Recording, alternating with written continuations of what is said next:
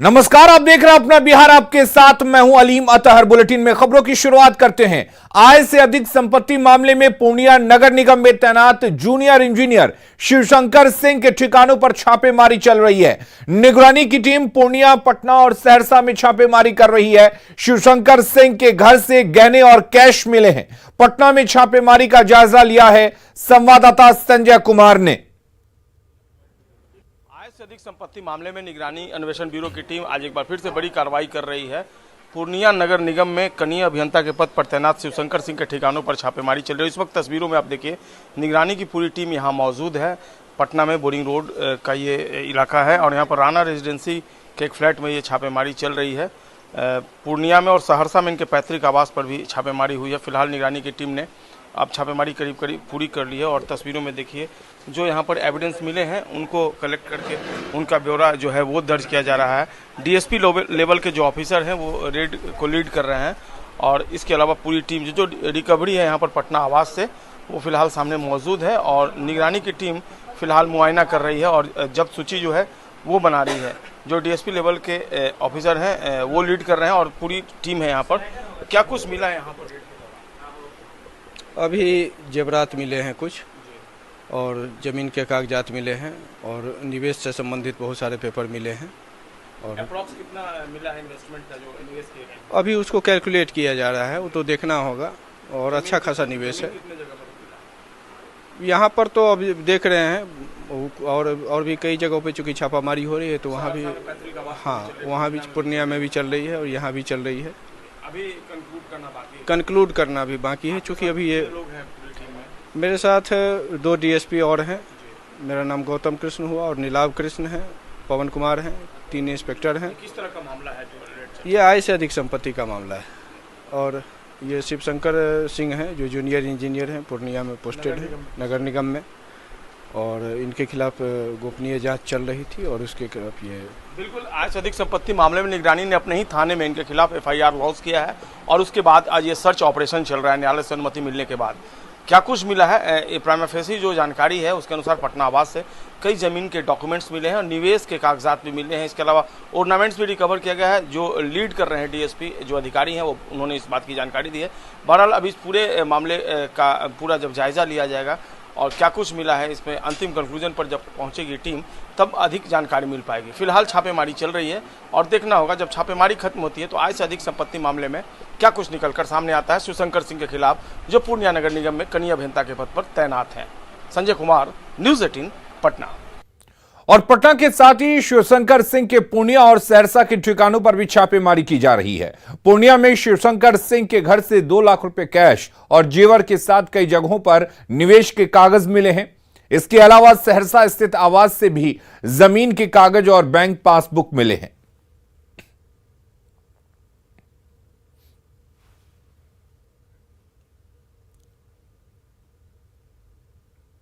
समस्तीपुर में अतिक्रमण हटाने गई नगर निगम की टीम पर लोगों ने पथराव कर दिया है। घटना कालीपीठ के पास स्टेशन रोड की है। हमले में कई निगम कर्मियों को चोट लगी है जिसके बाद पुलिस ने लाठीचार्ज किया है। नगर निगम के द्वारा अतिक्रमण अभियान खाली कराया जाता अतिक्रमण अभियान के तहत और जिसके बाद यहां पर हंगामा बरपा और काफ़ी तोड़फोड़ हुए जिसकी तस्दीक ये टूटे हुए दिए कर रहे हैं और ये तराजू यहाँ पे जो दुकानें फुटपाथ पे दुकान सजाए थे बीच सड़क पे, यहाँ पे चारों तरफ से दुकानें हुआ लगती थी और इस अभियान के दौरान इन तमाम दुकानों को हटाया गया है और इस हंगामा के दौरान जो इस जेसीबी गाड़ी के साथ तोड़फोड़ की गई है और इस पूरे तोड़फोड़ के अभियान के दौरान हम जेसीबी की तस्वीर हम आपको दिखाना चाहेंगे और जिसमें पूरी तरह से चकनाचूर जेसीबी को कर दिया गया है और काफ़ी भयावह स्थिति यहाँ पर थी और पूरे जो जेसीबी इस अभियान में लगाया गया था उस अभियान में लगे इस जेसीबी को पूरी तरह से तहस नहस कर दिया गया है और चारों तरफ से यहाँ पर अभी पर्व को लेकर के लोगों के द्वारा इस स्टेशन रोड में कालीपीठ से लेके स्टेशन तक बड़े पैमाने पर दुकानें सजाई जाती है और यहाँ पे दुकानें लगाई गई थी और यहाँ पर त्यौहार के मौसम में हर बार छठ के माहौल में यहाँ पे दुकान सजती है और उसी को लेकर के यहाँ पे जाम की समस्या हुई और लगातार नगर निगम प्रशासन के द्वारा अतिक्रमण के खिलाफ अभियान चलाया जाता है और उस अभियान के तहत यहाँ पे कार्रवाई जब शुरू हुई तो यहाँ पर हमला कर दिया गया कार्रवाई करने वाले लोगों के ऊपर। और यहाँ पे जो कुछ लोग हैं हम उनसे जानना चाहिए क्या घटना हुई थी। सरकार की जगह क्या घटना हुई थी यहाँ पे? यहाँ पर जो अतिक्रमण था हट रहे थे लोग, इसमें कुछ यहाँ वहाँ से स्टेशन से यहाँ तक लोग आए, यहाँ तक ठीक है, यहाँ पर आने के बाद क्या हो गया क्या नहीं, बस यहाँ पर मुफ्त बन गया, काफी तोड़ फोड़ ये सब। हाँ यहाँ पर जाकर तोड़ फोड़ शुरू हो गया। वहाँ से तो ठीक था, वहाँ तक आया तो लोग पथराव भी, हाँ सब कुछ हुआ यहाँ पर, घायल भी लोग हुए। हाँ घायल भी हुए लोग। तो यहाँ पे लोगों का बताना है कि पथराव हुए और काफ़ी संख्या में लोग घायल भी यहाँ पे हुए हैं और जिसके बाद पुलिस बल यहाँ पे बढ़ा दी गई है और नगर थाना अध्यक्ष यहाँ पे अपने पुलिस बल के साथ और इंस्पेक्टर साहब यहाँ पे। सर क्या घटना हुई है? हम नहीं बता पाएंगे। अररिया के सरकारी स्कूल आज शुक्रवार के दिन बंद नजर आए। आपको बता दें कि बिहार सरकार में शिक्षा मंत्री ने कहा था कि सब स्कूलों के लिए एक कानून होगा, लेकिन सीमांचल के कई सरकारी स्कूल आज बंद हैं। ऐसे सरकारी स्कूलों के गेट पर ताला लटका हुआ है। स्थानीय लोगों ने बताया कि जुमे को हमारे लिए छोटी ईद होती है और ये परंपरा तो वर्षों से चली आ रही है। गया में नक्सली का सब जोनल कमांडर लक्ष्मीकांत पासवान ने पुलिस के सामने सरेंडर कर दिया। लक्ष्मीकांत पासवान साल 2018 में नक्सली संगठन से जुड़ा था। नक्सली लक्ष्मीकांत पासवान बोधगया के धनावा गांव में एसएसबी कैंप में आयोजित आत्मसमर्पण समारोह में हथियार और कारतूस के साथ सरेंडर किया है। कमांडर थे मध्य जोन के लक्ष्मीकांत पासवान, उन्होंने आज यहाँ पे सरेंडर किया है हथियार और गोली के साथ। इनका पूरा नाम लक्ष्मीकांत पासवान उर्फ अमृत है। इनकी उम्र 31 वर्ष है और पिता का नाम गणेश पासवान है। रहने वाले कोठिलवा थाना लुटुआ के और इनका जो एरिया ऑफ ऑपरेशन था वो चक्करबंदा एरिया था मेनली। आईपीएस जालसाजी कांड में सीएम नीतीश कुमार ने डीजीपी का बचाव किया है और कहा कि इसमें उनकी कोई गलती नहीं है।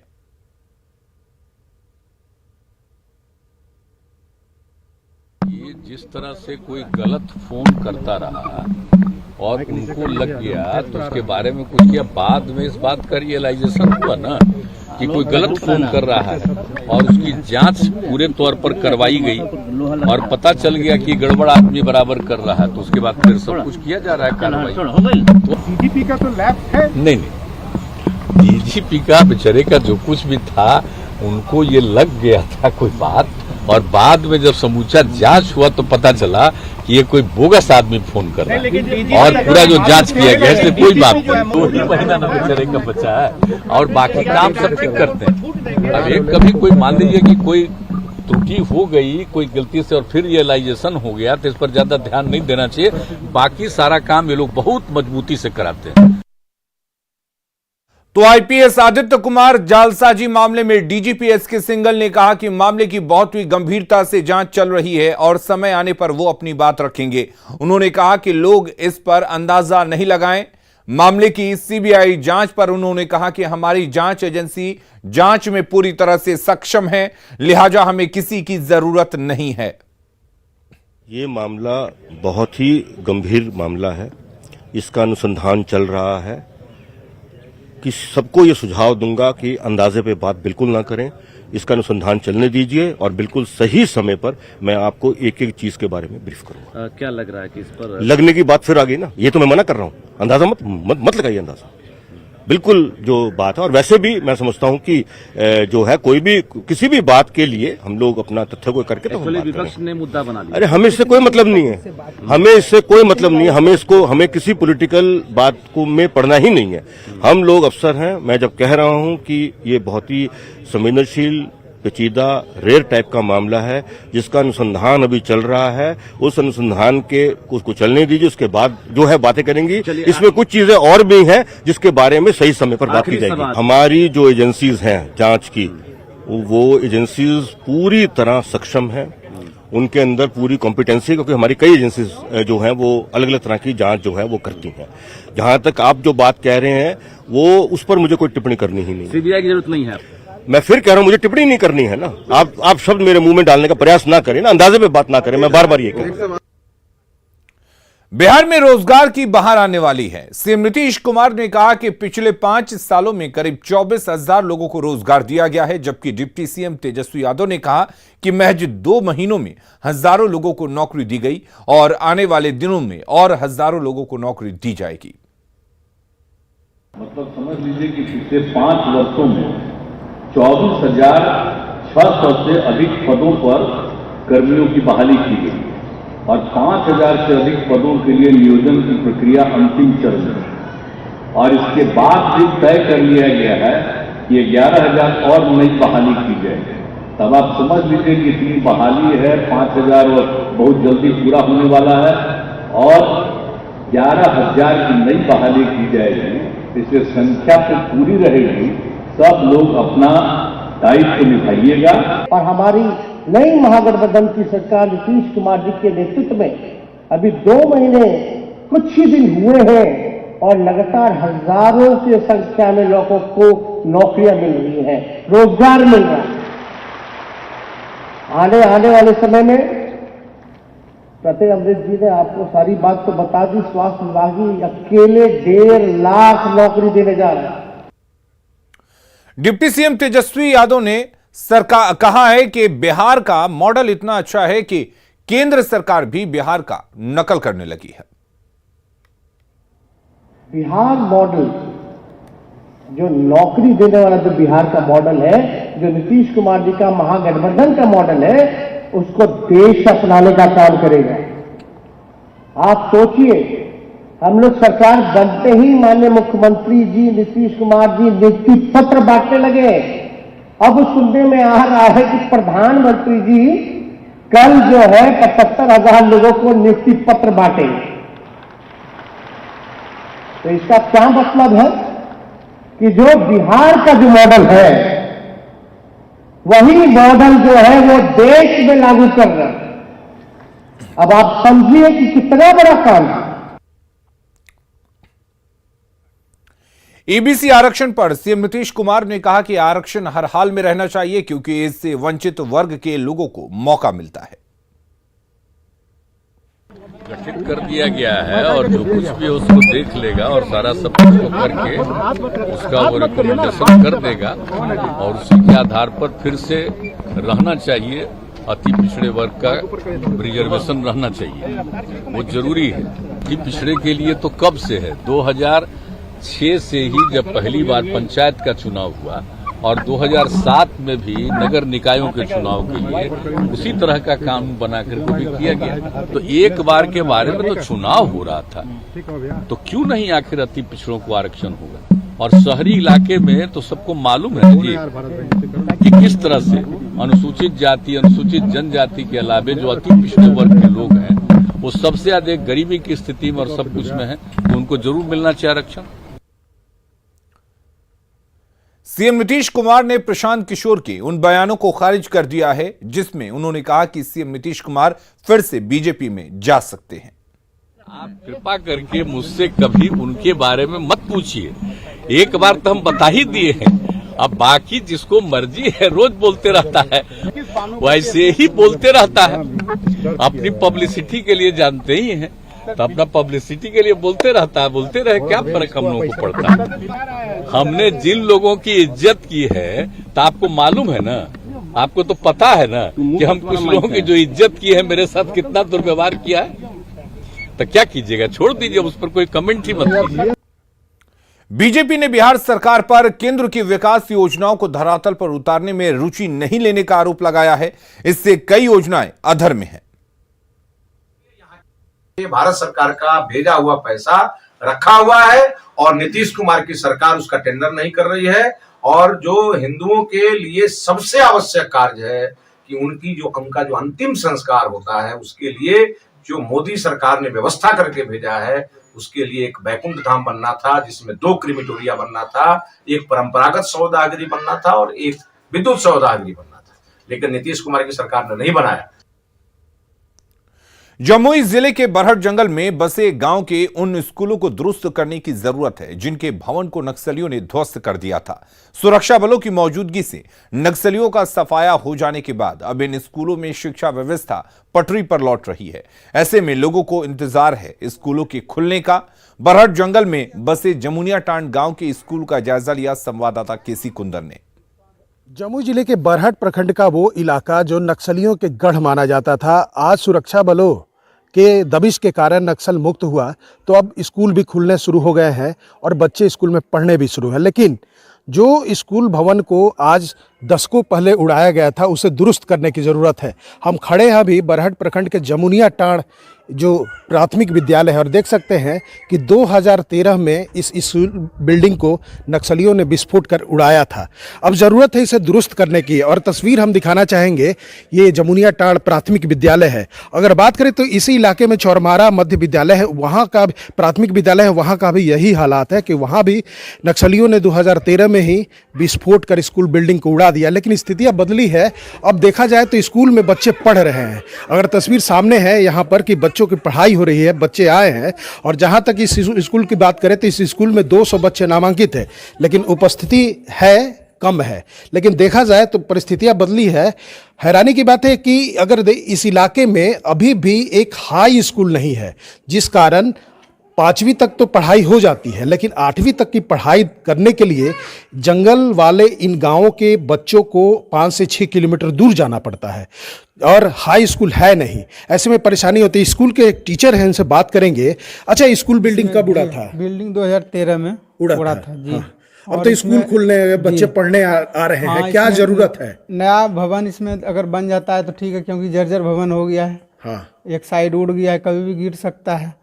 और इस जगह अगर हाई स्कूल हो जाता है, मध्य विद्यालय तो है बगल में, मध्य विद्यालय आपका गुरमाहा है, और यहाँ हाई स्कूल हो जाता है इस इलाके में, तो सभी बच्चे पढ़ने लिखने में। हाँ। आगे क्यों नहीं पढ़े? आगे पहले मास्टर नहीं आता था सर। हाँ, इसलिए। हाई स्कूल है कि नहीं? नहीं। हाई स्कूल की पढ़ाई के लिए कोई कहाँ जाएगा बताइए तो? लक्ष्मीपुर। कितना दूर? 6-7-8 किलोमीटर दूरी। तो परेशानी होती होगी? हाँ सर। अब पढ़ना चाहता है लोग? हाँ, पढ़ना चाहता है। देख सकते हैं कि एक कहने का मतलब कि इस इलाके के लोग पढ़ना चाहते हैं। आदिवासी समाज के लोग इस इलाके में, जो नक्सल प्रभावित इलाका कहा जाता था, वहाँ रहते हैं और स्कूल खुलने लगे हैं। लेकिन अब ज़रूरत है कि यहाँ पर हाई स्कूल हो जाए और साथ ही जो स्कूल बिल्डिंग्स को दशकों पहले नक्सलियों ने उड़ाया था, वहाँ पर नए स्कूल भवन बनाया जाए, साथ ही संसाधनों से लैस किया जाए, ताकि नक्सल प्रभावित इलाके में शिक्षा की अलख और आगे बढ़े। केसी कुंदर, न्यूज़ 18 जमुई। जमुई के डीएम का कहना है कि जल्द ही यहां स्कूल भवन का निर्माण कराया जाएगा। विद्यालय में भवन की दिक्कत है और 2 जगहों पर हम लोगों को जानकारी प्राप्त है कि पूर्व में नक्सलियों के द्वारा वहां की बिल्डिंग उड़ा दिया गया था। इस वित्तीय वर्ष में जो योजनाएं हम लोग ले रहे हैं उसमें निश्चित रूप से जिन भवनों को नक्सलियों ने उड़ाया था उसका हम लोग मलबे को हटा करके पुनः वहाँ नया निर्माण कराएंगे और एक विद्यालय में जहाँ भवन नहीं है वहाँ पर हम लोग भवन प्रारंभ कराएंगे। लखीसराय में लोक आस्था का महापर्व छठ के पहले गंगा और सहायक नदियां उफान पर है, जिसके कारण घाट निर्माण में काफी परेशानी आ रही है। शहर का सुप्रसिद्ध सूर्यदेव घाट भी जो है वो उसके निर्माण में काफी परेशानी आ रही है और छठ घाट समिति के लोग जिला प्रशासन से मदद की मांग कर रहे हैं ताकि छठ व्रतियों को कोई परेशानी ना हो। सूर्यदेव घाट का जायजा लिया संवाददाता राकेश कुमार ने। लोक आस्था का महापर्व छठ के पहले गंगा और सहायक चूल नदी उफान पे है। आप देख सकते हैं कि जल स्तर में काफ़ी वृद्धि है, जिस कारण छठ घाट के निर्माण में काफ़ी परेशानी आ रही है। और यह जो आपको बताते चले कि यह सूर्यनारायण घाट पे पूरे शहर की काफ़ी भीड़ होती है। यहाँ पे क्या कुछ परेशानी आ रहा है हम जानना चाहेंगे समिति के लोगों से। क्या नाम हुआ आपका? मेरा उमेश चौधरी नाम हुआ। क्या परेशानी आ रहा है? परेशानी यही आ रहा है कि यहाँ पे पानी को देखते हुए परेशानी ये है कि लोगों को आने जाने वाले को दिक्कत होगा, क्योंकि यहाँ हजारों हजार की संख्या में श्रद्धालु आते हैं अपना पूजा संपन्न करने के लिए, अर्घ देने के लिए।